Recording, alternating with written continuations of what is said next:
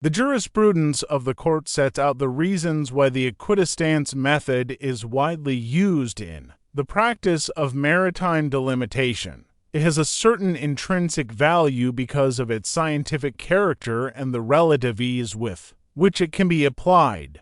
However, the equidistance method does not automatically have priority over other methods of delimitation and, in particular circumstances, there may be factors which make the application of the equidistance method inappropriate.